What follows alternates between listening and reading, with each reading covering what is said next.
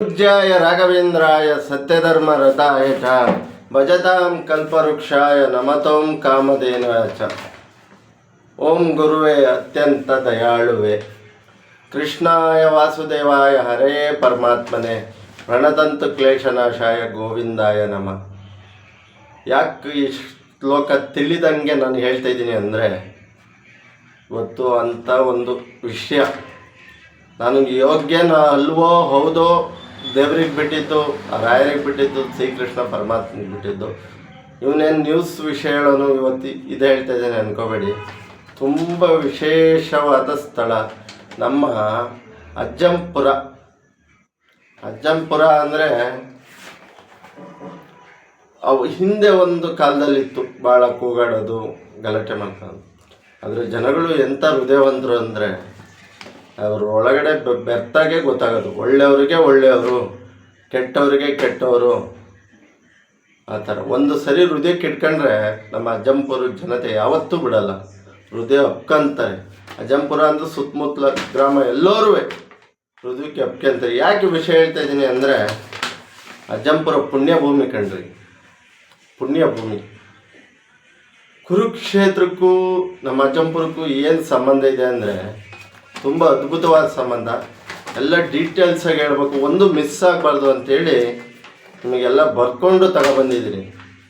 ಯಾಕೆಂದರೆ ವಿಷಯ ಮಿಸ್ ಆಗಬಾರ್ದು.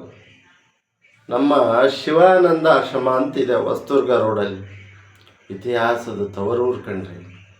ನಾನೇನೋ ಸುಮ್ಮನೆ ಒಂದು ವಿಡಿಯೋ ಮಾಡ್ಕೊಂಡು ಒಂದು ಹಾಕೋಣ ಅಂತ ಹೇಳ್ತೀನಿ, ಇಂಥ ಆಶ್ರಮ ಇದೆ ಹೆಂಗೆ ಅಂತ ಹೋದೆ. ಅದ್ರ ಹೋದ ತಕ್ಷಣ ಅಷ್ಟು ಅರ್ಥ ಆಗಲಿಲ್ಲ, ಒಳಗೆ ಹೋದ್ಮೇಲೆ ಗೊತ್ತಾಗಿದೆ ಇದು ಸಾಗರದಷ್ಟು ಹರಡಿದೆ ಅಂತ. ಕುರುಕ್ಷೇತ್ರಕ್ಕೆ ಅಜ್ಜಂಪುರ ನೆಲಕ್ಕೆ ಏನು ಸಂಬಂಧ ಅಂತ ನಿಮ್ಮ ಮುಂದೆ ಹೇಳ್ತಿದ್ದಾನೆ ಇವ ಮುತ್ತಣ್ಣ, ಕೇಳಿ. ತಪೋನಿಧಿ ಸ್ವಾಮಿ ಶಂಕರಾನಂದರ ಕರ್ಮಭೂಮಿ ಅಜ್ಜಂಪುರ ಶಿವಾನಂದ ಆಶ್ರಮ ರೀ.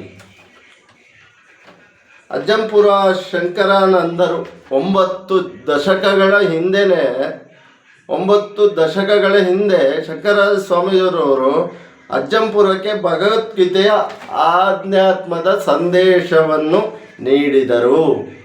ಭಗವದ್ಗೀತೆಯ ಅಜ್ಜಂಪುರದ ಹೆಗ್ಗುರುತಾಯಿತು. ಸ್ವಾಮಿ ಶಂಕರಾನಂದರಿಂದ ಕರ್ನಾಟಕಕ್ಕೆ ಭಗವದ್ಗೀತೆಯ ಅರ್ಥಪೂರ್ಣ ವ್ಯಾಖ್ಯಾನಗಳು ಪರಿಚಯವಾದವು. 9 ದಶಕಗಳ ಹಿಂದೆಯೇ ಅವರು ಜನಪ್ರಿಯಗೊಳಿಸಿದ ಪಾರಾಯಣ ಪ್ರತಿಗಳು ಕನ್ನಡ ನಾಡಿನಲ್ಲಿ ಎಲ್ಲ ಕಡೆಯೂ ದೊರೆಯುತ್ತಿದ್ದವು. ಅಜ್ಜಂಪುರ ಎಂದಾಕ್ಷಣ ಭಗವದ್ಗೀತೆಯೇ ಪಾರಾಯಣ ಮಾಡುವ ಪುಣ್ಯಭೂಮಿ ಎನ್ನುತ್ತಾರೆ. ಈ ಮಾತು ಅಜ್ಜಂಪುರದ ಹೆಮ್ಮೆಯ ಸಂಗತಿ. ಕುರುಕ್ಷೇತ್ರದಲ್ಲಿ ಕನ್ನಡ ಭಗವದ್ಗೀತೆ ಕಣ್ರಿ. ಏನ್ರಿ ನಮ್ಮ ಅಜ್ಜಂಪುರ, ಯಾರಿಗೂ ತಿಳಿದಿಲ್ಲ, ಬರೀ ಗಲಾಟೆ ಅದು ಇದು ಅಲ್ಲ. ಶ್ರೀಕೃಷ್ಣನೇ ಬಂದು ನಿಂತಿದ್ದಾನೆ ಕಣ್ರಿ ನಮ್ಮ ಅಜ್ಜಂಪುರದಲ್ಲಿ. ಅಷ್ಟಿಲ್ದಲೇ ರೈತರು ಬೆಳೆ ಮಳೆ ಏನೇ ಆದರೂ ತೊಟ್ಟು ನಿಂತ ಅಜ್ಜಂಪುರದ ರೈತರು ಇವತ್ತು ಇಲ್ಲಿ ಭಾಳ ಬದುಕ್ತಾರೆ. ಅವರಷ್ಟು ಐಷಾರಾಮಿ ಜೀವನ ಯಾರೂ ಬದುಕೋಕ್ಕಾಗಲ್ಲ, ಅವರಷ್ಟು ಹೃದಯ ಐಷಾರಾಮಿ ಯಾರ ಹತ್ರನೂ ಇಲ್ಲ ಕಣ್ರಿ. ಭಗವದ್ಗೀತೆ ಸೃಷ್ಟಿಯಾದದ್ದು ಕುರುಕ್ಷೇತ್ರದಲ್ಲಿ, ಸುಮಾರು ಅಜ್ಜಂಪುರದಿಂದ 2,500 ಕಿಲೋಮೀಟರ್ಗಳಷ್ಟು ದೂರ. ಅಲ್ಲಿ ಮಹಾಭಾರತ ಮಹಾಕಾವ್ಯದ ಕರ್ತವ್ಯ ವ್ಯಾಸ ಮಹರ್ಷಿಗಳ ಪುಟ್ಟ ಗುಡಿ ಇದೆ ಅಂತೆ.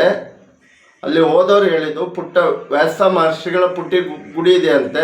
ಅಲ್ಲಿ ವ್ಯಾಸ ಮಹರ್ಷಿಗಳ ಪ್ರತಿಮೆಯ ಮುಂದಿನ ವ್ಯಾಸಪೀಠದಲ್ಲಿ ಭಗವದ್ಗೀತೆಯ ಪುಸ್ತಕವಿದೆ. ಇಲ್ಲಿದೆ ವಿಷಯ ನೋಡಿ. ಅದು ನಿಟ್ಟಿದ್ಯಾರು, ಎಲ್ಲಿಂದ ಬಂತು, ಅದೇ ವಿಷಯ ನಿಮಗೆ ಸ್ವಲ್ಪ ಕುತೂಹಲವಾಗಿರಲಿ ಸ್ನೇಹಿತರೆ. ಇದಕ್ಕೆ ಏನು ಸಾಕ್ಷಿ ಅಂತ ನೀವು ಕೇಳ್ಬೋದು. ಕುರುಕ್ಷೇತ್ರಕ್ಕೆ ಹೋಗಿ ಬಂದಂಥ ನಮ್ಮ ಅಜ್ಜಂಪುರದವರೇ ಆದ ಮಂಜುನಾಥ್ ಅವರೇ ಹೇಳಿದ್ದಾರೆ. ಅವರ ಸ್ನೇಹಿತರೊಬ್ಬರು ಅವ್ರ ಹತ್ರ ಕೂರಿಸಿ ಬರ್ಸಿರೋ ಅಂಥ ಪ್ರೀತಿ ನನ್ನ ಹತ್ರ ಇದೆ. ಭಗವದ್ಗೀತೆ ಕನ್ನಡದ ದಪ್ಪಕ್ಷರಗಳ ಪಾರಾಯಣ ಪ್ರತಿ ನಮ್ಮ ಗುರುಗಳಾದ ಸ್ವಾಮಿ ಶಂಕರಾನಂದರು ಅಜ್ಜಂಪುರದಲ್ಲಿ ಅಚ್ಚು ಹಾಕಿಸಿದ್ದ ಕನ್ನಡ ಲಿಪಿಯ ಪುಟ್ಟ ಗ್ರಂಥ ಕುರುಕ್ಷೇತ್ರದ ವ್ಯಾಸಪೀಠದಲ್ಲಿ ಇದೆ ಎಂದರೆ ನಮ್ಮ ಶ್ರೀ ಶಂಕರಾನಂದ ಸ್ವಾಮೀಜಿಯವರು ಈ ಭೂಮಿಯಿಂದ ಮುಗಿಲೆತ್ತರಕ್ಕೆ ಅಜ್ಜಂಪುರದ ಜನತೆಯನ್ನು ಕೊಂಡೋಗಿದ್ದಾರೆ. ಅದು ಸತ್ಯ ಅಲ್ವಾ? ಭಗವದ್ಗೀತೆಯಲ್ಲಿ ನಾವು ಜನಗಳಲ್ಲಿ ಅದು ನಮ್ಮ ಅಜ್ಜಂಪುರದಿಂದ ಹೋಗಿರೋದು ಅಂದರೆ ತುಂಬ ಮತ್ತು ಶುದ್ಧ ಅಲ್ಲೆಲ್ಲ ಹಿಂದಿನೇ ಅಲ್ವಾ ಜಾಸ್ತಿ ನಡೆಯೋದು. ಆದರೂ ನಮ್ಮ ಕನ್ನಡದಂಥ ಒಂದು ಪ್ರತಿ ಭಗವದ್ಗೀತೆ ಪ್ರತಿ ವ್ಯಾಸಪೀಠದಲ್ಲಿದೆ ಅಂದರೆ ನಮಗೆ ಹೆಮ್ಮೆ ಬಂಧುಗಳೇ.